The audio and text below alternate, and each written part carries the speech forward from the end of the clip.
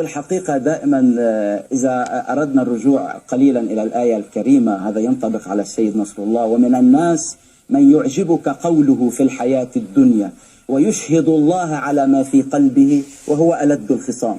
السيد حسن نصر الله هو من استدرج الصراع، هو من ألب الناس، هو من قام، هو ونظامه. من الذي حرك جبهة اليمن أو حركة اليمن؟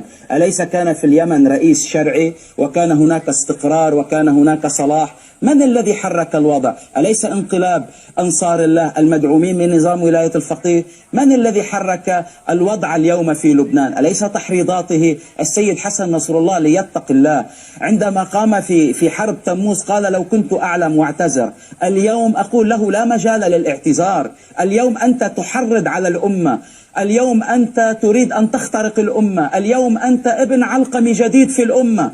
اتق الله في الدماء التي تسفك، اتق الله في حرمات، اتق الله، فإنك اليوم أنت كلامك كلام ينبغي أن يكون مسؤولا. لن يفيدك أبدا نظام ولاية الفقيه ولن يحميك من المد الآتي.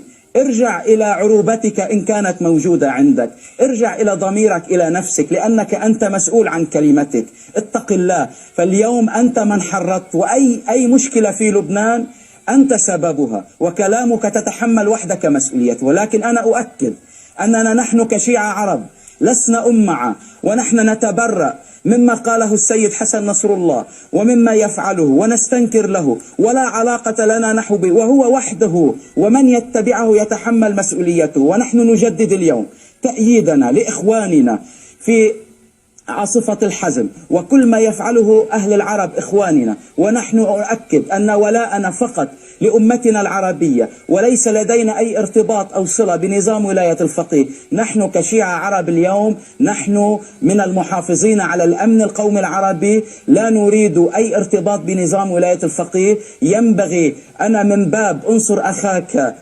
ظالما أو مظلوما أنا توجهت بنصيحة إلى السيد حسن نصر الله: عليك على الأقل إذا لم تكن تستطيع أن تنصر الحق، إنما لا تصفق للباطل.